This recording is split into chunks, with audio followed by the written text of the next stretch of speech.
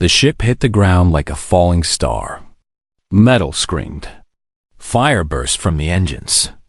The world spun in circles of smoke and broken glass, and then everything went dark. Una opened her eyes to pain. Sharp, terrible pain in her chest. She tried to breathe, but the air would not come easily. Each breath felt like swallowing knives. She lay on her back inside the ruined cockpit of the Helon, her beloved ship that had carried her across 3 star systems. Now it was nothing but twisted metal and sparking wires. She turned her head slowly. Through the cracked window, she could see a gray-green sky. Strange clouds moved like living things above her. The planet. She remembered now. Vareth 7. Her navigation system had failed. The gravity well had pulled her down. She had tried to land safely, but the mountain came too fast. Una pushed herself up with shaking arms. The pain in her chest exploded, and she cried out. Something was wrong inside her body.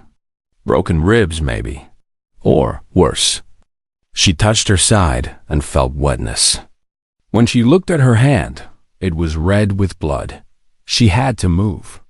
She had to get out of the ship before something else broke or caught fire. Using the pilot's seat as support, she pulled herself to her feet. The world tilted. Her vision went gray at the edges. But she did not fall. She would not let herself fall. The emergency exit was jammed. Una kicked it once, twice, 3 times. On the 4th kick, it flew open, and she tumbled out onto soft, wet ground. The air smelled strange here, like metal and flowers mixed together. She lay on her back and stared at the alien sky, breathing in small, careful sips. She was alive. Somehow, against all odds, she was alive. But she knew she would not stay alive for long if she did not find shelter and medical supplies. The Helon's emergency kit should still be intact. She crawled back to the ship and found it under a fallen panel. Inside were bandages, painkillers, water packets, and a small emergency beacon. She activated the beacon first. The little red light blinked to life. Someone would come. The Korean Stellar Exploration Corps never left their people behind. She just had to survive until they found her. The sun began to set. On this planet, the sun was smaller and more orange than Earth's sun. As it dropped below the horizon, the temperature dropped with it. Una wrapped herself in a thermal blanket from the kit and tried to start a fire with the ship's broken wiring. It took her almost an hour, but finally, small flames danced before her. She sat as close as she dared, shivering, coughing, waiting. That was when she first saw the eyes. They appeared in the darkness beyond her fire's light.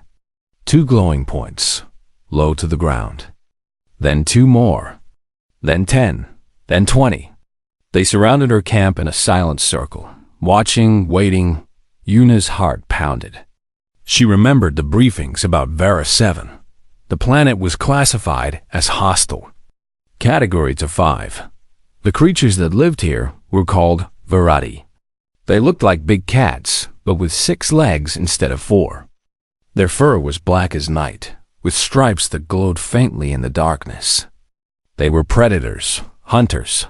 The galactic records said they killed everything that entered their territory. She was going to die here. Not from her injuries, but from being torn apart by alien beasts. She almost laughed at the terrible joke of it all. She had survived the crash only to become dinner. Una grabbed a piece of metal from the wreckage and held it like a weapon. It would not do much against creatures like these, but she would not die without a fight. That was not who she was. That was not how her story would end. The eyes watched her for a long time. She watched them back. Neither side moved. Then something changed. One set of eyes moved closer. Not the large, high eyes of an adult. These were smaller, lower, curious. A shape emerged from the darkness into the edge of the FIR, ELIGH to . It was a cub. A baby Virati, no bigger than a medium-sized dog. Its fur was the same deep black as the adults, but its glowing stripes were brighter, almost playful. It had 6 legs like the others, and a face that was somewhere between a cat and something Yuna had never seen before. Its eyes were golden round, full of wonder. The cub sniffed the air. It took another step closer, then another. Yuna did not move. She barely breathed. Any sudden motion might trigger an attack from the adults still hiding in the darkness. The cub walked right up to her. It sniffed her boots. It sniffed her legs. It tilted its head and made a small sound, like a question. Yuna felt something strange in her chest. Not the pain from her broken ribs, but something else. Something warm. This creature was not attacking her. It was curious about her. It wanted to understand what she was. She slowly lowered her metal weapon. The cub did not flinch. It kept studying her with those big golden eyes. Then Yuna coughed. The cough came from deep in her damaged lungs. It tore through her body and brought blood to her lips. She doubled over in pain, one hand pressed to her chest, the other bracing against the ground. When she looked up, the cub had gone completely still. It was staring at her chest, at the place where she was hurt. Its small ears were pressed forward, listening. Yuna could see its tiny nose moving, smelling the blood that she could taste in her own mouth. For a long moment, nothing happened. Then the cub moved. Slowly, carefully, like it was performing some ancient and sacred ritual. It walked toward her. It pressed its warm, soft head against her chest, right over her broken ribs, right over her damaged lung, and it stayed there. Yuna felt the warmth of its small body against her pain. She felt its heartbeat, fast and strong. The cub closed its golden eyes and did not move. It was not attacking her. It was not eating her. It was protecting her. The eyes in the darkness watched. The adult variety did not come closer. They did not attack. They only watched as one of their young chose to guard the strange, wounded creature that had fallen from the sky. Yuna did not understand. Nothing in the galactic records explained this. Nothing in her training prepared her for this moment. But as the night grew cold and her body grew weak, she felt the cub's warmth keeping her alive. She put one shaking hand on its soft fur. "Thank you," she whispered. The cub made a soft sound and pressed closer down in the darkness. The eyes slowly, one by one, disappeared back into the forest. The danger had passed. At least for now. Yuna closed her eyes. She was still hurt. She was still alone on a hostile planet. She might still die before rescue came, but she was not alone. Not anymore. She fell asleep with her hand on the cub's warm back, and for the first time since the crash, she dreamed of home. The shuttle dropped through the clouds of Vareth 7 like a stone falling into water. Yuna sat in the passenger seat, her hands gripping the armrest so hard her knuckles turned white. Beside her, in a special carrier, Bomi made soft sounds of excitement. The cub could smell her home through the ship's air filters. She knew where they were going. 3 months had passed since the crash. 3 months of healing, training, and preparing for this moment. Yuna's ribs had mended. Her lung had repaired itself with the help of medical technology. She was strong again, stronger than before. But the real test was still ahead. Captain Dowan sat across from her. He had argued against this mission until his voice went hoarse. He thought it was madness. He thought Yuna was throwing her life away for a creature that did not deserve her sacrifice. But in the end, he had lost the argument. Yuna had convinced the military council that this mission was worth the risk. Now he was here to make sure she came back alive. Sergeant Jiwoo led the security team. She was young but experienced, with steady hands and sharp eyes. She had read all the reports about Varadi. She had studied their hunting patterns, their attack methods, their weaknesses. She was ready for a fight. Yuna hoped there would be no fight, but she knew hope was not a strategy. the shuttle landed. In a wide clearing, not far from where the Helwan had crashed. The wreckage was still there, overgrown with strange plants, but still recognizable. Yuna looked at it through the window and felt a strange mix of sadness and gratitude. That broken ship had almost been her grave. Now it was a landmark, a reminder of how close she had come to death. "Are you ready?" Dohwan asked. Yuna nodded. She opened Bomi's carrier. The cub burst out, her 6 legs carrying her in excited circles around the shuttle bay. She was bigger now than she had been 3 months ago. She was growing fast, eating the special food that Dr. Hannah had designed for her. But she was still young, still small compared to what she would become. The shuttle doors opened. Yuna walked out first, with Bomi beside her. The air of Vareth 7 filled her lungs, that strange mix of metal and flowers that she had never forgotten. The gray-green sky stretched above her. The forest waited ahead, dark and mysterious. For a long moment, nothing happened. The clearing was empty. The forest was silent. Then the trees began to move. They emerged from the shadows like nightmares made flesh. The adult Varati, dozens of them, maybe more than 100. Their black fur absorbed the light. Their glowing stripes pulsed with strange rhythms. Their eyes were fixed on the small group of humans standing beside the metal ship. Ji-Woo raised her weapon. Her soldiers did the same. They formed a protective circle around Yuna, ready to fight and die if necessary. But Yuna walked forward, past the circle of guns, past the line of safety. Bomi walked with her, her small body pressed against Yuna's leg. "What are you doing?" Dohwan shouted. "Get back here." Yuna did not answer. She kept walking until she stood alone in the middle of the clearing, with nothing between her and the Varati except empty air.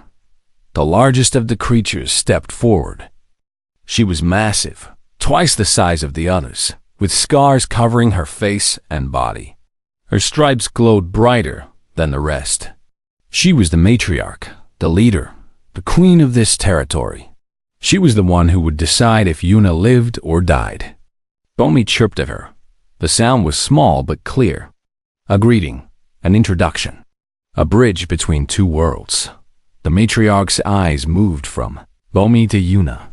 She studied the human with an intelligence that was impossible to deny. She was thinking, calculating, remembering why Yuna stood perfectly still. Her heart pounded so loud she was sure the Varati could hear it. Every instinct screamed at her to run, to hide, to escape. But she did not move. She would not show fear. She would not break the trust that Bomi had placed in her. The matriarch moved closer. 1 step. 2 steps. 3. She was so close now that Yuna could feel the heat of her breath. She could see every detail of the creature's face, every scar, every stripe, every hair. The matriarch lowered her head and pressed it against Yuna's chest, just like Bomi had done 3 months ago. The same gesture. The same meaning. Dr. Hana was watching through a drone camera. Her voice crackled through Yuna's earpiece, filled with wonder. They remember. They all remember. The cub must have told them. Through scent, through sound, through some communication we do not understand. They know what happened. They know you were hurt. They know Bomi protected you. Yuna felt tears running down her face. She reached up slowly, carefully, and touched the matriarch's fur. It was softer than she expected, warm and alive. "Thank you," she whispered. "Thank you for not hurting me. Thank you for letting Bomi save me." The matriarch made a deep sound in her throat. It vibrated through Yuna's entire body. Then she pulled back, turned, and walked toward the forest. One by one, the other Varati followed her, but they did not disappear into the shadows. They stopped at the edge of the trees and turned back. They were waiting. Bomi looked up at Yuna. Her golden eyes were bright with something that looked almost like a question. Yuna understood. Bomi was asking permission. She was asking if she could go home. "Go," Yuna said softly. Go be with your family. You saved me, Bomi. Now I am giving you back your life." The cub did not move at first. She pressed her head against Yuna's leg one more time. Then, slowly, she walked toward the waiting Virati. The matriarch bent down and touched noses with her.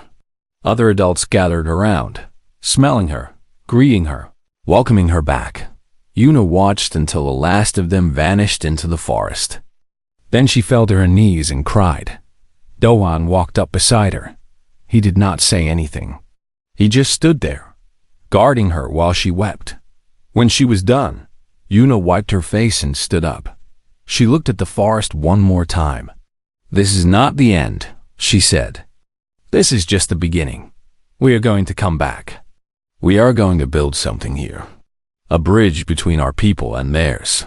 The council will never allow it," Dohan said. "Then I will convince them," Yuna said. "I convinced you, did I not?" Dohan was silent for a moment. Then, slowly, a small smile crossed his hard face. "Yes," he said. "I suppose you did." They walked back to the shuttle together. Behind them, hidden in the shadows of the alien forest, golden eyes watched them go. They would meet again. Yuna was sure of it.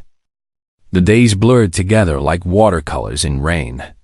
Yuna drifted between waking and sleeping, between pain and strange, feverish dreams. Her body was fighting hard to stay alive, but it was a battle she was slowly losing. The infection in her lungs spread like fire. Her skin burned hot, then went cold, then burned again. She could not keep track of time anymore. But through it all, the cub never left her side. Yuna named her Bomi on the second day. It meant spring in Korean, the season of new beginnings, of life returning after long winter. The name felt right for this small creature who had chosen to stay when everything else had abandoned. Her Bomi was a miracle wrapped in black fur and glowing stripes. She seemed to understand that Yuna was hurt, that she needed help. When Yuna's water packets ran out, Bomi disappeared into the forest and returned with her mouth dripping wet. She pressed her muzzle to Yuna's cracked lips, and Yuna drank the water that the cub had carried for her. It tasted strange, alien, but it was water, and it kept her alive. When Yuna stopped breathing properly in her sleep, Bomi would nudge her face with a cold nose. She would make worried sounds until Yuna gasped awake, coughing and choking but still alive. The cub watched over her like a tiny guard, like a protector wearing fur instead of armor. Sometimes the adult Virati came to the edge of the clearing. Yuna would see their eyes in the shadows, their massive shapes moving between the trees. They were huge, those adults. Each one was as big as a horse, with muscles that rippled under their dark fur. Their teeth were long and sharp. Their claws could tear metal, but they never attacked. They would watch for a while, sometimes for hours. Then they would leave. Bomi would growl at them when they came too close, and they would stop. A cub, barely old enough to hunt on her own, was holding back creatures that could kill Yuna in seconds. Yuna did not understand it. She was too sick to think clearly, too weak to analyze the situation. She only knew that she was still alive, and that Bomi was the reason why. On the fourth day, or maybe the fifth, Yuna heard something new. Not the sounds of the forest, not the growling of Virati, but something else. Something mechanical. Engines. Human engines. She tried to sit up but could not. Her body had given up on movement. She could only lie there and listen as the sound grew louder, closer. A ship broke through the clouds. It was small, a rescue shuttle, painted in the colors of the Korean Stellar Exploration Corps. Yuna felt tears run down her dirty, fevered face. They had come. They had found her beacon. She was going to be saved. The shuttle landed in the clearing, blowing dust and leaves in all directions. Bomi pressed herself against Yuna's side, eyes wide with fear at the loud noise and the strange metal beast that had fallen from the sky. The shuttle doors opened. Soldiers came out first, wearing armor and carrying weapons. Behind them walked a man with captain's marks on his shoulders. He was tall and strong, with a face that looked like it had seen too many hard things. Captain Do Juan. Yuna recognized him even through her fever haze. They had trained together years ago, before she transferred to exploration duty. Do Juan's eyes scanned the clearing. They found Yuna lying on the ground, wrapped in a dirty thermal blanket. They found the ruined ship behind her. And they found Bomi, pressed against her like a second shadow. His face went hard. He raised his weapon. Hostile creature. Open fire. No. Yuna's scream tore from her damaged lungs. She threw herself over Bomi, covering the cub with her own broken body. The pain was incredible. Stars exploded in her vision. But she held on.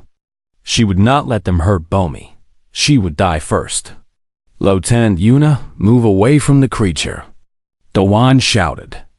That is an order. She saved me, Yuna gasped. Blood ran from her mouth. Speaking was agony. But she kept speaking. She kept me alive. She is not hostile.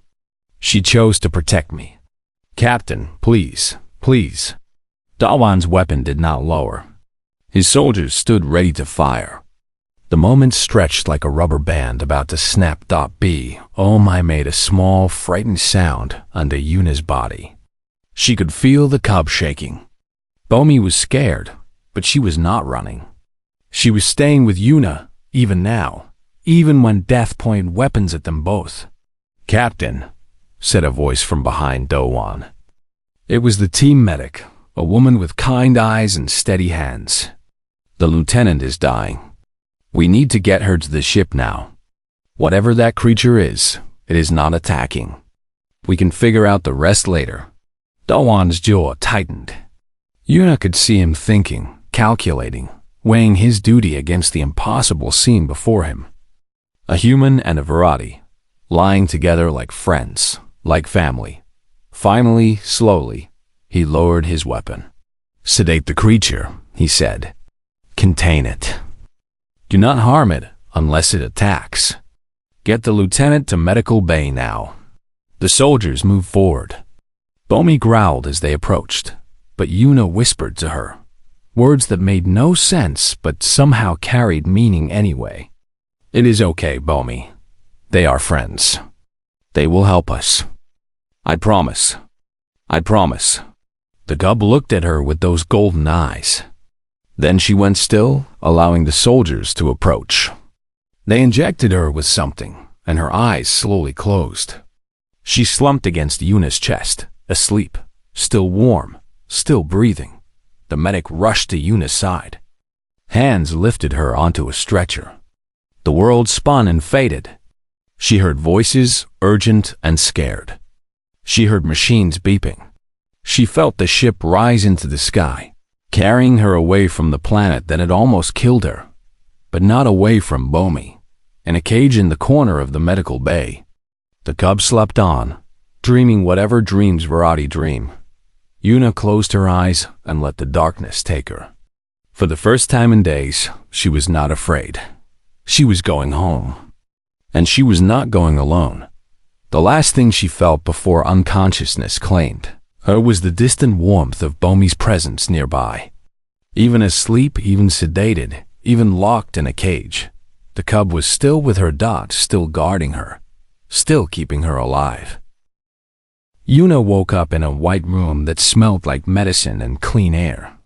The ceiling above her was smooth and bright. Machines beeped softly beside her bed. Tubes ran into her arms, feeding her body with fluids and nutrients. Her chest still hurt, but the pain was distant now. Dulled by drugs and careful treatment. She was on the Taiyang, the orbital research station that circled Varath 7 like a metal moon. She had heard of it during her briefings, but had never expected to see it. The station was where scientists studied dangerous planets from a safe distance. Now it was where she was healing from the planet that had almost ended her life. A woman sat in a chair beside her bed. She had short hair and tired eyes, and she was reading something on a tablet. When she noticed Yuna looking at her, she smiled. "Welcome back to the living," she said. "I am Dr. Hana. I have been treating you for the past 3 days." 3 days?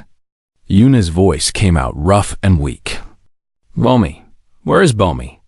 Dr. Hana's smile faded a little. "The creature is alive. It is in the xenobiology lab, under observation.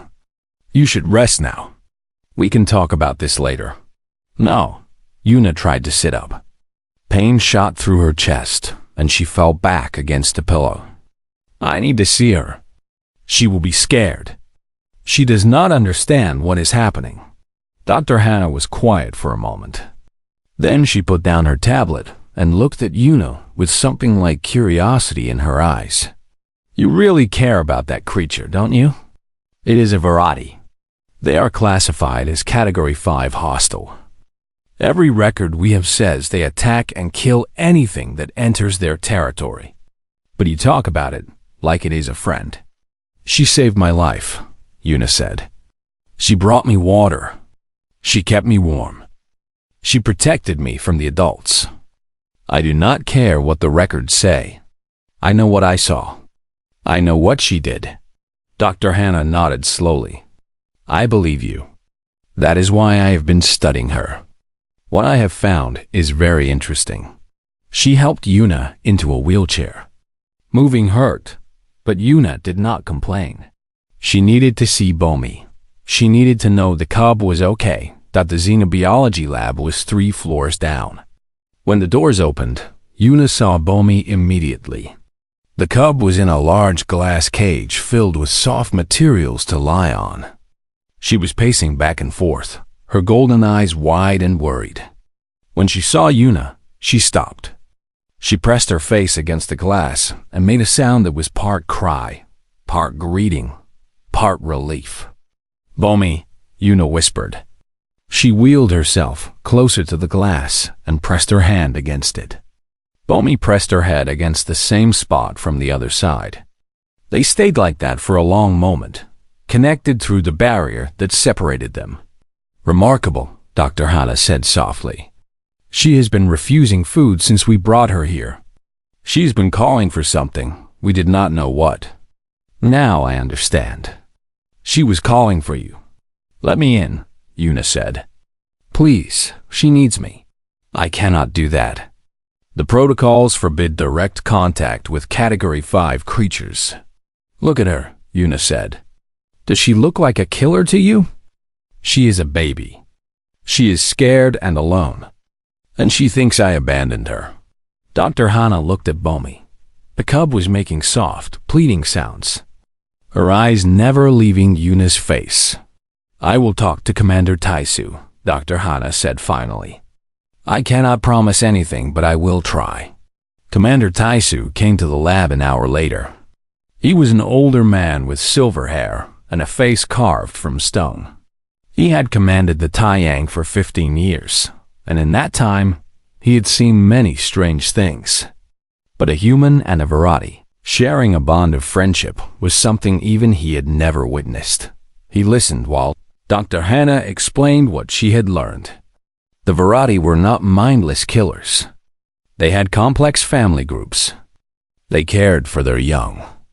They protected the weak and injured members of their pack. When a variety was hurt, the cubs would guard them while the adults hunted. It was how the young ones learned responsibility and compassion. Bomi had seen Yuna's wound. She had heard her struggling to breathe. And something deep inside her, something ancient and powerful, had recognized Yuna as someone who needed protection. The cub had done what her instincts told her to do. She had guarded the injured creature, no matter how strange that creature looked. "This changes everything we thought we knew," Dr. Hana said. "The variety are not monsters. They are intelligent, emotional beings with social bonds as strong as our own. Perhaps stronger." Commander Taisu was not convinced. One cub's behavior does not prove anything. The adults could have torn Lieutenant Yuna apart at any moment. We cannot change a Category 5 classification based on one incident. But what if it is not just one incident? Dr. Hannah asked. What if this is the beginning of something new? What if we can communicate with them, learn from them, build a relationship? Foolish dreams, Taisu said. The Galactic Council has rules. Category 5 creatures are to be avoided or eliminated. There is no middle ground. Yuna had been listening silently. Now she spoke. Her voice was weak, but her words were strong. Commander, with respect, the Galactic Council was not there. They did not see what I saw. They did not feel what I felt. Bomi chose to save me. She chose me over her own kind. That means something. Taisu looked at her coldly. You are a soldier, Lieutenant. Your job is to follow orders, not to adopt alien pets. She is not a pet, Yuna said. The anger in her voice surprised even her. She is a person. A different kind of person, but still a person. And I will not let you kill her because some old record says she is dangerous. The room went silent. Taisu's face darkened. Dr. Hana held her breath. Then, from the glass cage, Bomi made a sound. It was soft, almost like a song. She was looking at Yuna with those golden eyes, and in those eyes, Yuna saw trust. Complete, unshakable trust. The creature will not be killed, Taisu said finally. His voice was hard. But it will be returned to its planet. That is the compromise. Take it or leave it. Yuna looked at Bomi. Sending her back meant separating them forever. It meant leaving the cub alone on a hostile world. But it also meant Bomi would live. She would not die in some laboratory. She would run free under alien stars. I will take her back myself, Yuna said. When I am healed, I will take her home. Taisu nodded once. Then he turned and walked out of the lab without another word. Dr. Hannah released the breath she had been holding. That was brave, she said. Or maybe foolish. I am not sure which. Yuna looked at Bomi. The cub was still watching her, still trusting her, still waiting. Maybe both, Yuna said. But I made a promise, and I am going to keep it. 10 years changed everything. The planet that was once called hostile and dangerous was now called home. Not just for the Vardi, but for the humans who had come to live among them. Research stations dotted the landscape. Small villages grew near the forest edges. Children who had never known Earth played with Varadi cubs, running through the gray-green valleys without fear. Ambassador Yuna stood on a hill overlooking the central settlement. She wore simple clothes now, not the uniform of the Korean Stellar Exploration Corps she had once served in. Her hair was longer than before, touched with the first hints of gray. Her face carried lines from years of hard work and harder negotiations. But her eyes were the same. Still determined. Still hopeful. Still burning with the fire that had kept her alive on that terrible first night. Today was the anniversary of the Varadi Human Accords. The first treaty in galactic history between humans and a species once classified as monsters. It had taken 5 years of patience, diplomacy, and endless arguments with the Galactic Council. There had been moments when Yuna thought she would fail. Moments when the old fears almost won, but they had not won. Here was the proof. Humans and Varadi, living side by side, learning from each other, building something new together. The ceremony was about to begin.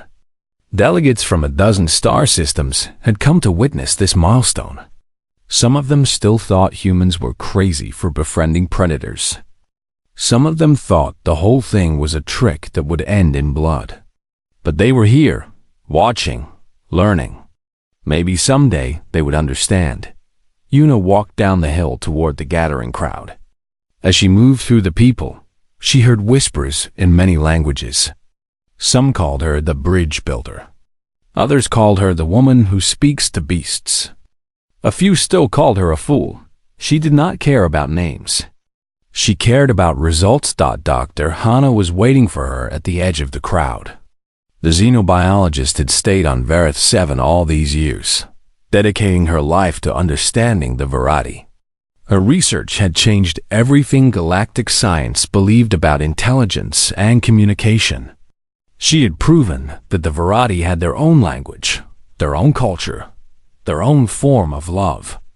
She had proven that they were people, not animals. "Are you nervous?" Hannah asked. "A little," Yuna admitted. "It never gets easier, standing up in front of all these people. I keep thinking I will say the wrong thing." Hannah smiled. "You have never said the wrong thing in your life. That is your gift. You say what needs to be said, even when it is hard." Yuna smiled back, but her smile faded when she saw another figure approaching through the crowd. Commander Taisu, now retired, walking with a cane and a face even more aligned than her own. He had never apologized for his harsh words all those years ago. He had never admitted he was wrong, but he was here. That was enough. "Ambassador," he said, his voice rough with age. "Commander," she replied. They stood in silence for a moment. The crowd moved around them like water around stones. "I did not understand," Taisu said finally. "Back then, I saw a creature. I saw danger. I could not see what you saw. What did I see?" Yuna asked quietly. "Hope," Taisu said. "You saw hope where I saw only threats. You saw a future I could not imagine." He paused, struggling with words that did not come easily to him. "I was wrong, and I'm sorry." Yuna felt something old and heavy lift from her chest. Forgiveness. She had not realized how much she had been carrying until she let it go. "Thank you," she said. "That means more than you know." Taisu nodded. Then he stepped aside, making way for her to pass. The ceremony began. Yuna spoke about the journey, about the crash, about the cub who had saved her life. She spoke about fear and courage, about prejudice and understanding. She spoke about the future they were building together, one careful step at a time. When she finished, the crowd applauded. But Yuna barely heard them. Her attention was elsewhere. At the edge of the forest, a shape was emerging from the shadows. Not a cub anymore. A full-grown variety, magnificent and powerful, with fur as black as space and stripes that glowed like captured starlight. "BOMI." The crowd gasped. Guards reached for weapons. But Yuna was already moving, walking toward the creature she had not seen in years. They met in the middle of the clearing. Bomi was huge now, her head level with Yuna's chest. Her golden eyes were the same as always, unchanged by time. She looked at Yuna for a long moment. Then she pressed her head against Yuna's chest, right over her heart, right where she had pressed it so many years ago, when Yuna was dying and Bomi was just a scared cub trying to help. Yuna wrapped her arms around Bomi's neck and held on. She did not cry this time. She just smiled, feeling the warmth of the creature she loved, the friend who had changed her life. From the crowd, a young officer named Yunji watched in amazement. She turned to Taisu. "How?" she asked. "How do they keep doing this? How do humans keep finding connections where none should exist?" Taisu watched Yuna and Bomi for a long moment. Then he shook his head. "Because they look at monsters," he said, "and see something worth saving." The ceremony continued. Treaties were signed. Speeches were made. History was recorded. But the image that spread across the galaxy, the picture that every news station broadcast and every person remembered, was simpler than all of that. It was just a woman and a creature, holding each other in the sunlight. Two beings from two different worlds, connected by a bond that no classification could break. The variety had a new word now. They had borrowed it from Korean, shaped it with their own voices, made it part of their language. Bomb. Spring. The season when cold things become warm again. The time when life returns to places that seemed dead. And as Yuna finally let go of Bomi and stepped back, she saw the truth of that word written in the sky. The gray-green clouds were parting. The small orange sun was shining through. And all around her, stretching to the horizon in every direction, humans and Verati were standing together, not as predators and prey, not as enemies, not as family. The story of how a dying woman was saved by a curious cub had become the story of how two peoples learned to love each other. And that story was not over. It was just beginning. Yuna looked at Bomi one more time. The Verati made a sound, something like a purr mixed with a song. A farewell for now. A promise of more meetings to come. Then she turned and walked back into the forest, her glowing stripes disappearing into the shadows. Yuna watched her go. Then she turned back to the crowd, to the cameras, to the future waiting to be built. "Let us continue," she said, and they did.